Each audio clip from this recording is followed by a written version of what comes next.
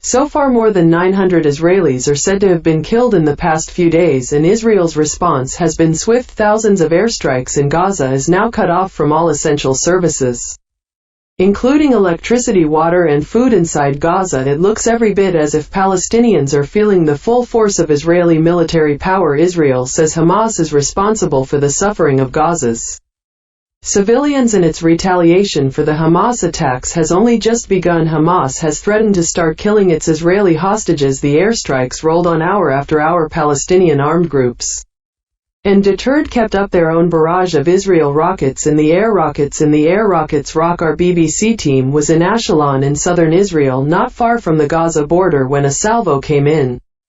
Ashdod is so close to Gaza that there is no more than a 10-second warning. Israel is moving in more firepower. The next stage of the offensive against Hamas looks certain to be a ground offensive, much bigger than other incursions since Hamas took over in Gaza in 2007. Lines of cars outside a military base on the road to Gaza were parked by reservists as they reported for duty, getting ready, saying their goodbyes. Parents came to the base for a few minutes with their sons, were praying and hope for the best, and it's tough times now, and now we're telling him to try and concentrate on his mission without thinking too much about the other friends that got injured or killed. Israel's Prime Minister Benjamin Netanyahu broadcast to his nation. He said Hamas has made a mistake of historic proportions. We will, he said, exact a price that will be remembered by them and Israel's other enemies for decades, and now Israelis are waiting for their government and army to act. The Israeli town closest to Gaza, littered with the debris of war, felt like the essence of Israel's trauma, almost deserted except for security forces. Hamas has rocketed stop for years but never before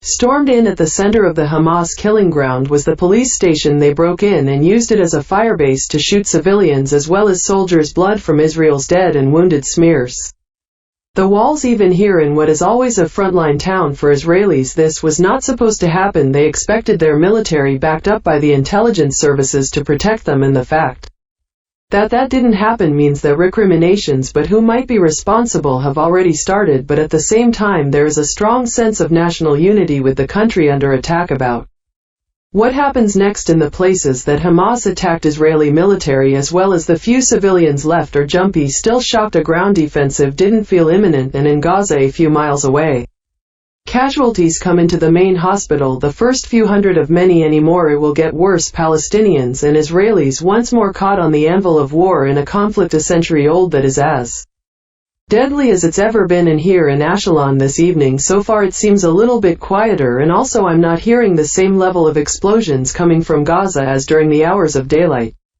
But I don't think they will have at all a quiet night. I think on this side Israelis, they're waiting to see what their government is next. It feels almost like a lull, though back near Gaza troops are jumpy, certainly pointing their weapons at our cars as we approached other checkpoints, because they are still concerned there could be Hamas people on the loose. And in Gaza I think there must be an immense sense of trepidation among civilians, and as for Hamas, well, they must have expected a response like this to the enormity of what they did, so perhaps they are prepared, who knows.